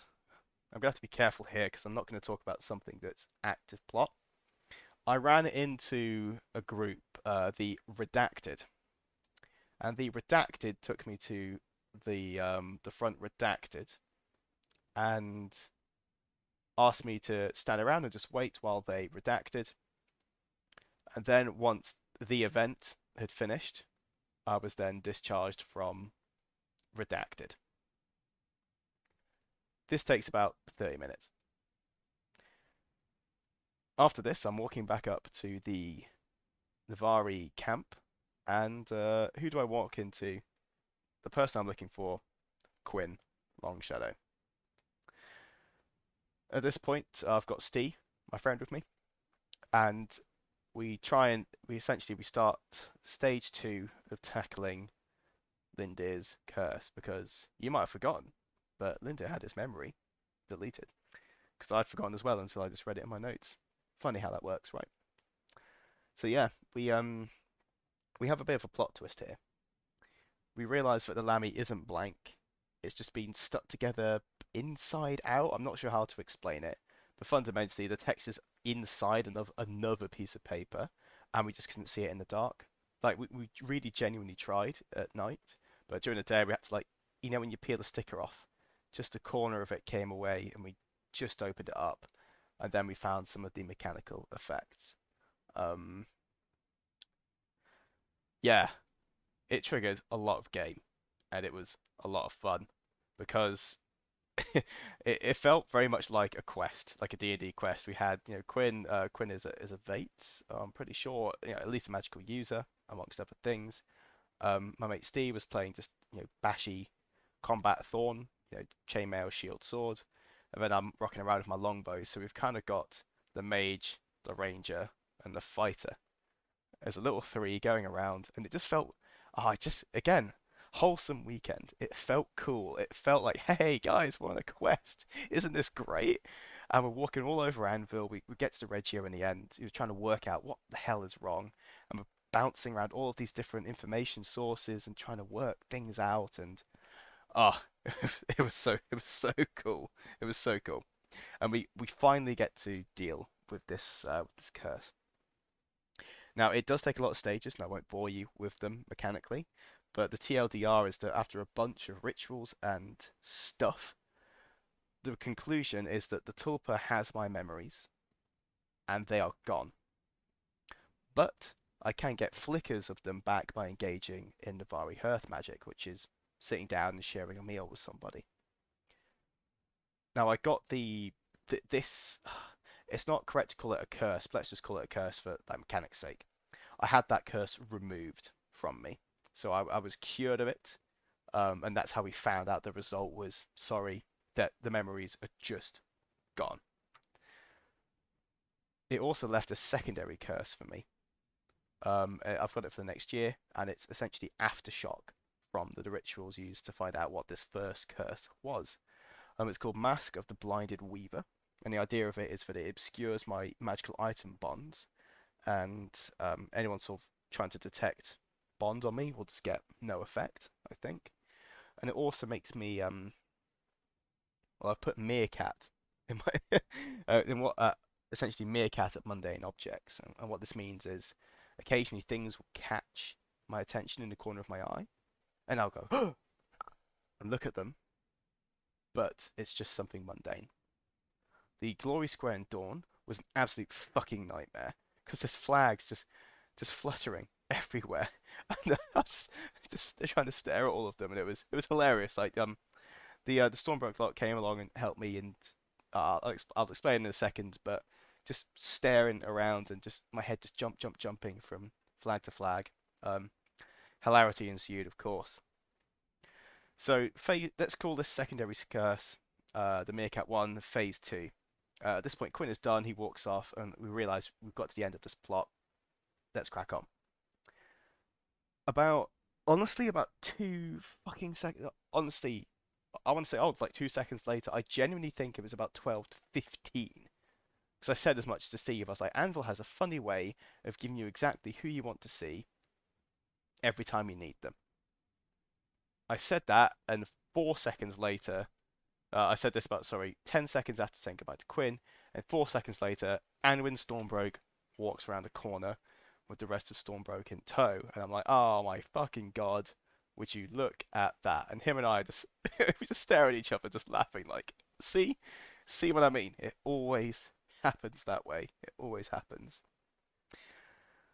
So they show up and ask how I'm doing. Part of the Mask of the Blinded Weaver curse is that you forget that it was cast on you. So when they asked me with what have you been up to, are you okay? I couldn't respond with the specifics.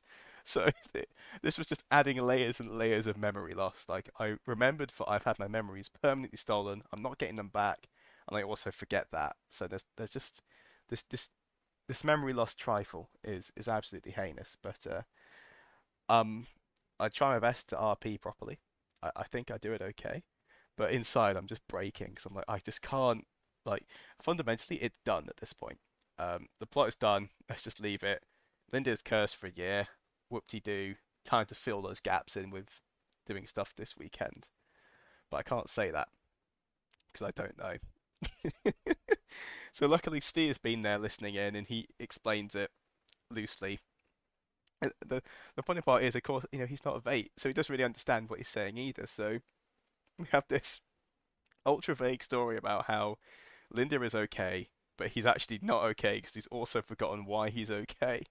And Stormbreaker being competent take Lindir under their wing once again, and with Lindir twitching like a madman, they make the sensible assumption that the curse has escalated and has not been cured. And thus, we traipse off to Dawn and then Wintermark. We go into Dawn. The flags are a nightmare. I think we go there to try and meet some people um, who might know a bit more about fixing me. And then we go into Wintermark to try and find some more information about this Tulpa and see if anybody else has had their memories stolen by this thing. They had. Now the TLDR in this section, because this whole story from after the Saturday battle, this takes us to like 6 in the evening. Ah, no, that's not true. Maybe about 3 or 4 in the afternoon. But it's like it's all intense RP during this entire period. And I'm again not going to go into every single blow, but the TLDR is I'm trying my hardest to not just say leave it, as it's been a lot of fun for like 20 people at this point. But we keep running into walls because of the mechanics, because we've already solved everything. And in the end, I suggest we find Quinn. We do. He explains everything, and the arc completes. But during that process, I get to, one of the Wintermark mystics sits me down and gives me some brownies and tries to engage in hearth magic to help me remember stuff. And I just go, oh, drinks. And of course, they don't get the context. They hand me a drink. And I was like, oh, this is lovely. And then I forget, what the hell I'm doing. And, yeah, it was just it. It's those little role play moments where you meet people you never met IC or OC. You're doing something serious, and you get to engage with the mechanics of the game, and that's quite rare for me personally. Usually, it's either fighting or dicking around. But yeah, this was a lot of fun. So props to that Wintermark Hall. I did not get your name, and in true Lindir fashion, I have forgotten it. Phew. Right, on to the skirmishes. There were a bunch that Lindir got to go on this summit, and they were a lot of fun. The first was going to the bone hives to stop the Druze destroying them. I've actually got the results, which PD published after E3. Very, very handy to actually see. We've always had to rely on people's word. Like, did you win? Oh yeah, yeah, we won. But you might find that actually mechanically they only had a minor victory, not a major one. They now publish this information, so for historians and chroniclers, it's a lot easier. And for us, we can also see, hey, that thing we did we even succeed? So, the bone hives. The Druze were only able to destroy 2 of them, so meaning the bone hives won't produce anything until winter, like the upcoming winter event. I think it's 2 events, which is not a bad thing. So it's kind of like a minor victory. It's inconvenient for the owner, but for us, meh, good enough. Defending beehives was pretty cool. The next one was rescuing a kidnapped Navari and recovering an ancient relic. There were 2 of them, 2 prisoners. So this This mission is led by Ravadi, who I brought on for an episode ages ago, and they basically turn this into like a SWAT hit. It's like a Spec Ops smash and grab. So this skirmish has 20 minutes, and I think we only use 7 of it in the end. We go in, we batter the crap out of these orcs. We take the prisoners. I think we leave one behind in the end because they get injured or something. So it all happens so fast. And then we also got the relic as well on that prisoner that we rescued. So we got the important thing, and the Vari citizen got left behind, but whoops, it's not the biggest loss ever. Let's call this a moderate victory. And then the final one was defeating a horror from the Spring Realm, threatening Dornish armies. And the result was that the beast was dealt with decisively, and the Dornish armies saved from its depredations. This was the skirmish that Lindir got to go on with Anwin and Stee. Sorry, Ken is his IC name, and just like we essentially, like I said at the start, promised 20 places. We had to argue just to get 10. We get our little hit squad in as the vanguard, and we go in as all of the Druze you'd be in the area are no longer cognizant. They've basically been infected by the spring horror. So when we turn up, they're kind of all just loitering near trees, but walking sort of very like zombie, jaggedly but quick, twitchy kind of movements. Very unnerving. And when they notice us, they turn around, shriek, and then run at us, weapons up, and just attack us without rhyme or reason. There's no strategy. They're not talking to each other. They just run in and start hacking away at us. And then once we clear them out, and there's a good number of them, like a good 30 or 40, this mega crab comes from the depths of the woods. It's a gigantic beetle with crab claws. And what happens is this poor thing gets stuck in the washing machine of death, where it is entirely surrounded, getting panel beaten by about 30 to 40 heroes, because the others can't get close enough, repeatedly. Linda's getting some strikes in, Ken is getting some strikes with his longsword, and then there were some hilarious shots where I think the beast gets disarmed at one point, a crab claw falls off, and people are like, we're hurting it, keep fighting, keep fighting. And Anwin uses a hammer, and the hammer just hence the nickname Hammer. Hammer hits this thing basically dead in the face, and it's LARP, right, so it's gentle. Your blows are pulled, but from a cinematic point of view, watching this thing take a lump of concrete to the face was fucking. It's basically a brick on a stick. Taking a blow to the face was absolutely awesome. And again, like I said earlier, I just enjoyed the crap out of this fight. Actually talked to the Dornish commander, suggested to them that look, we need to fall back. This thing's not dying because it had, I swear to God, taken 1,000 hits at this point. We've got 30 people striking it every second. We honestly spent about 3 to 4 minutes just beating it. And it would wildly swing at us, and the people jump backwards and dive out of the way. One Dornish knight decided to flex that they had 5 uses of Unstoppable, so went into it, let it maul him. Unstoppable, maul, unstoppable, maul. Basically fed himself to it. I'm not sure why. It did fix it in place for a bit, so everyone could beat it, but yeah, it didn't die. And then what happens is I chat to the Dornish commander, we back off, and the thing just drops over dead. And we were like, huh, alright then, easy. I guess we should have just not hit it at any point. It was like our blows were keeping it alive. But anyway, it drops dead. We're victorious. We cry out into the trees and then march home. Now Lindir does go to the crab claw and scoop out a bit of pretend meat, and now has a delightful spring snack that he's nibbled on. I'm sure there are no negative consequences to that at all. But then on the way out, one thing I really like about the combat at LARP, and something I also find very interesting, is I think I mentioned it in my episode with Matty about her Hots&Nots, is that essentially combat stress. We are big heroes of the Empire. We can see these horrendous, go to these battles, these horrendous bloodbaths, and come out A, alive, and B, confident we can go into another one. No hard feelings. Haha, we killed the orcs. Got 'em good.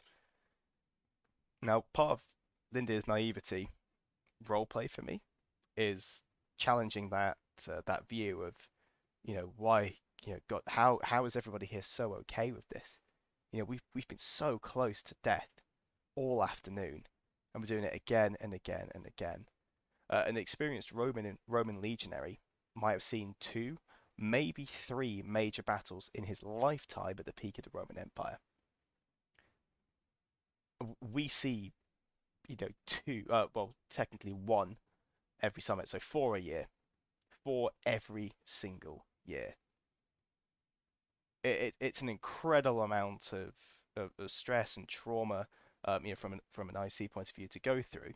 And as Lindir was walking back to the gate, seeing all these dead Druge just everywhere, just littering. Round of applause for the crew because they were lying dead still. And it genuinely, on an IC and an OC level, it felt a bit like, it really felt like a battle had been fought there, and this was the bloody, brutal aftermath. People are dead, families' lives are ruined, and they're never coming back.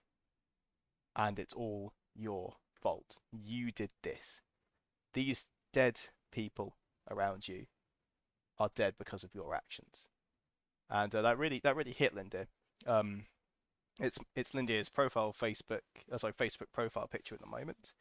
There's a great shot. I think it's from Tom Garnett. I'll have to double check that. Apologies if I've got that wrong.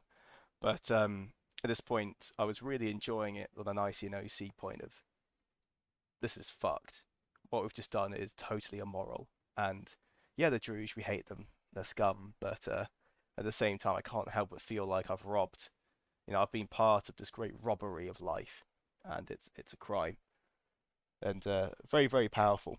And felt it was one of those deep emotional trenches that you hit sometimes with RP. You've got the dizzying peaks and the desperate lows, and I enjoy both of them equally. And this was certainly a trench where I felt like a piece of shit, and the grim reality of a hero's life in Anvil set on me, and was a real poignant moment for Lindir.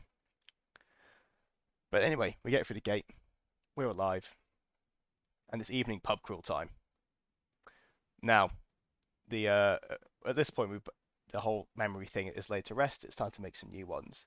So Lindir, with some of his cash, we go out with the rest of Stormbroke to say thank you for looking after me and helping me out, and we go to the Mandela's Arms in the Marches.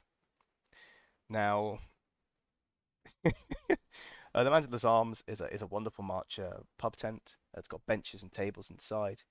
There's about eight of us, so we go in, order some drinks, and we sit down at a table.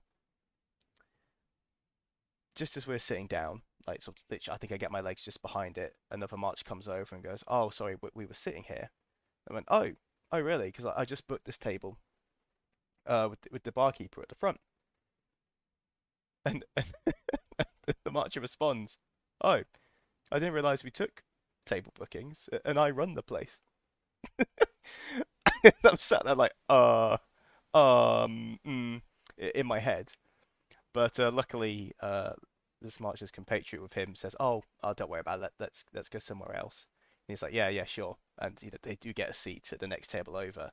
This is basically an empty one, so we can fit a whole group.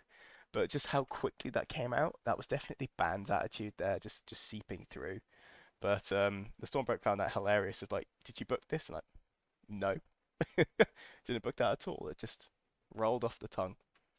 And we spend the rest of the evening, well, not the rest of the evening, the rest of our evening in the Mandela's Arms, talking about the cretin for his ban Shatter Song. And this was a bit of like, IC and OC bleed. It was basically talking about what he'd done. It was very funny, done very very tongue in cheek. Eden, who plays Anwin Stormbroke, is very, very good at taking IC locations and relating to OC places. Like, I think Seren is Hull in the UK. Like, sometimes it's just the way she says Seren. It's just very clear that we're not talking about Seren, we're talking about Hull.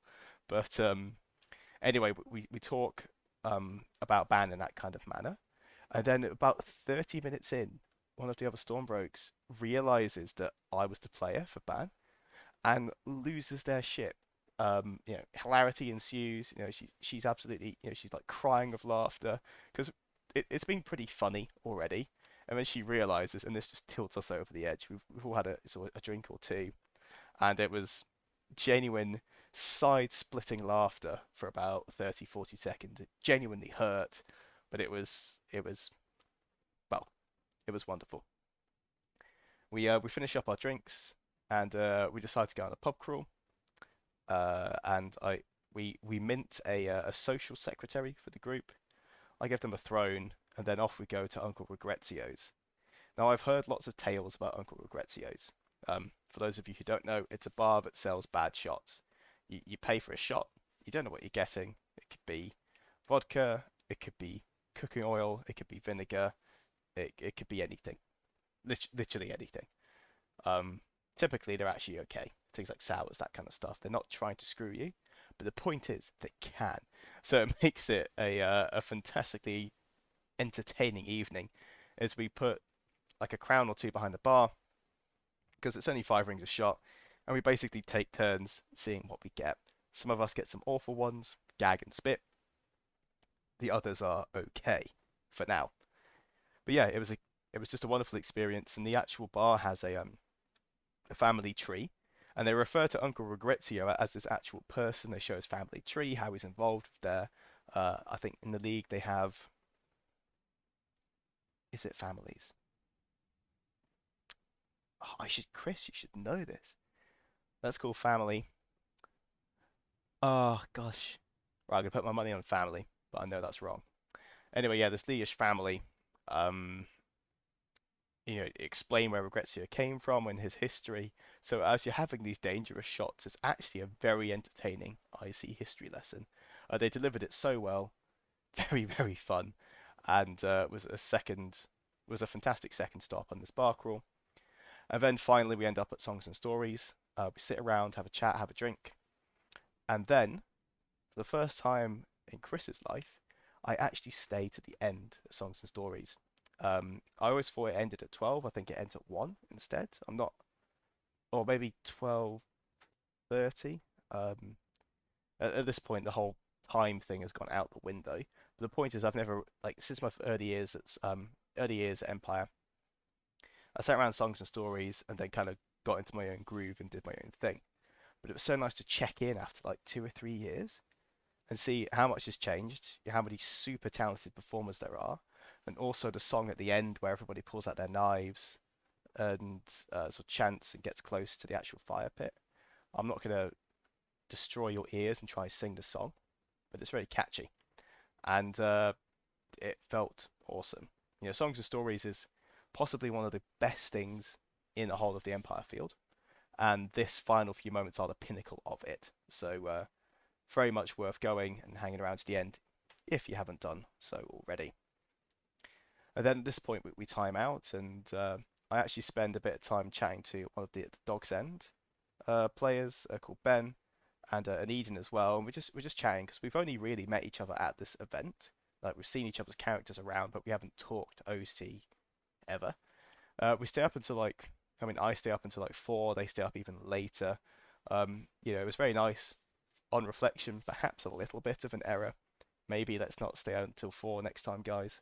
But yeah, super nice to meet people at a social hobby. We clatter now into Sunday.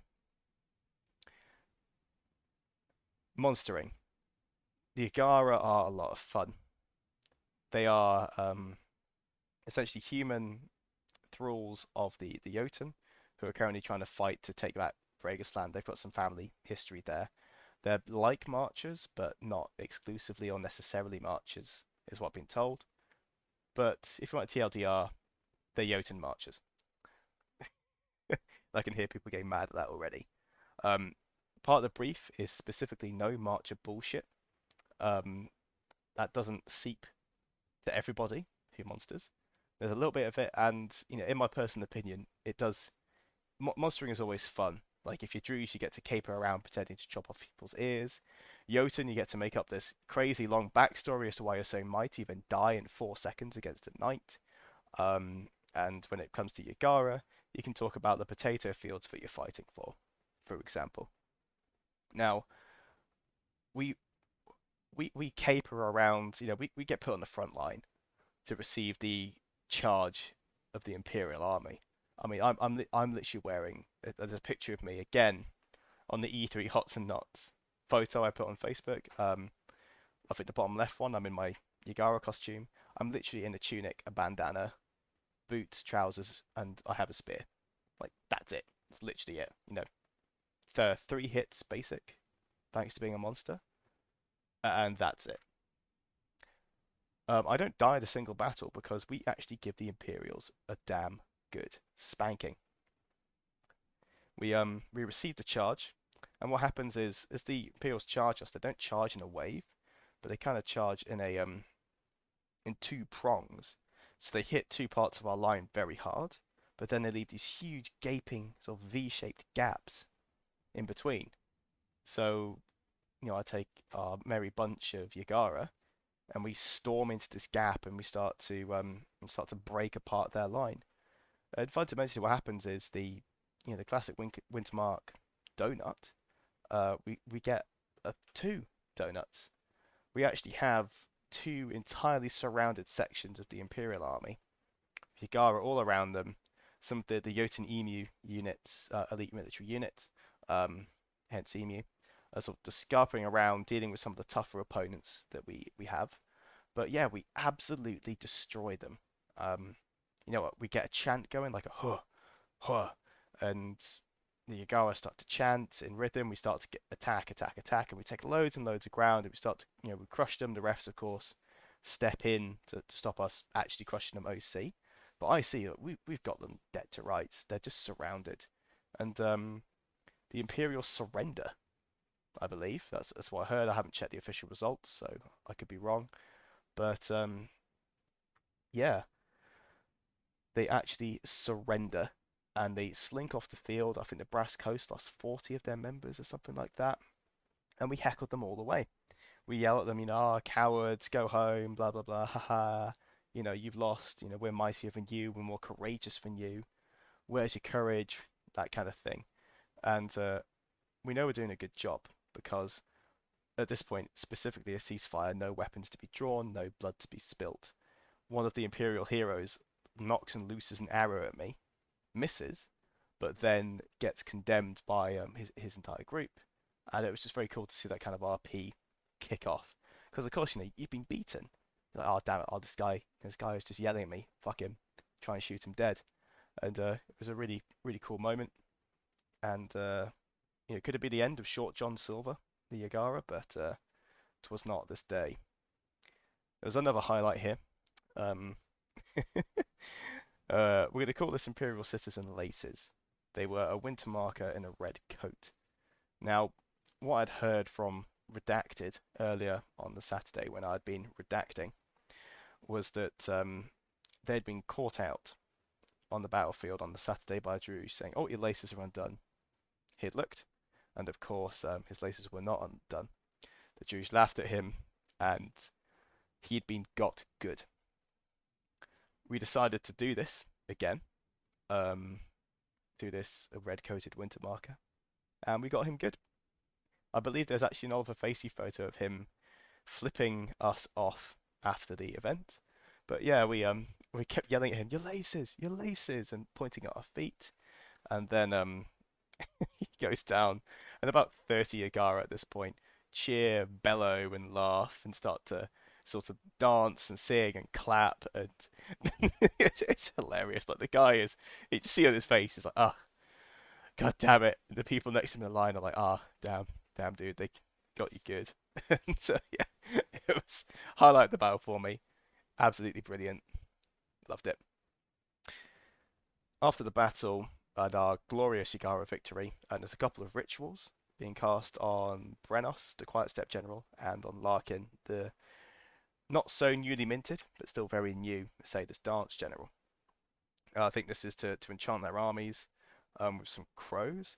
And basically, there's like 30, 40 people outside the military council tent. It's a big fancy ritual, very cool to watch. Cool bit of RP. And then at this point, we head into the end of the weekend. And at this point, I was off to the USA, literally the next day.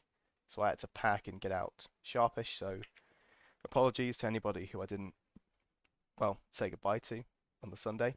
Don't get me wrong, I miss you, I still do. And I will catch you in, realistically at this point, 10 days, I think. How long is it until E3?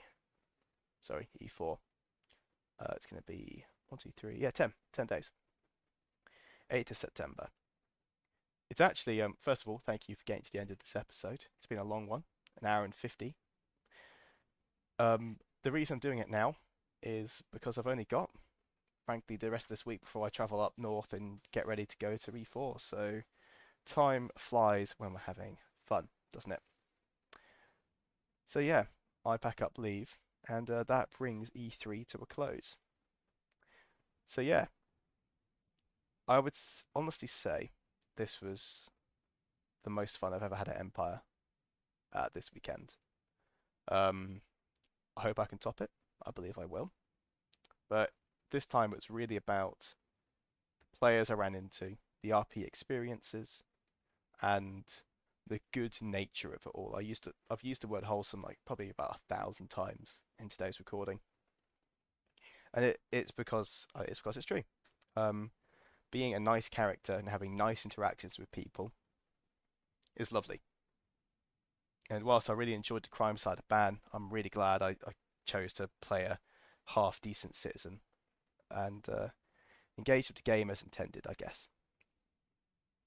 So I'm going to let you all go. Thank you so much again for listening to me ramble.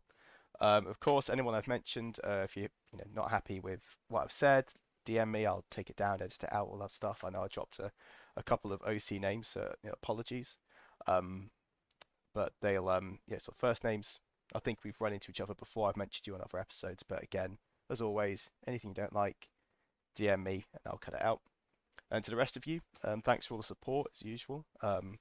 This whole podcast is trickling along nicely. I never ever ever expected this to happen when I made it. Gosh, best part of a year ago now, and it's mutated and evolved into something lovely. And well, I very much look forward to catching you all at E4.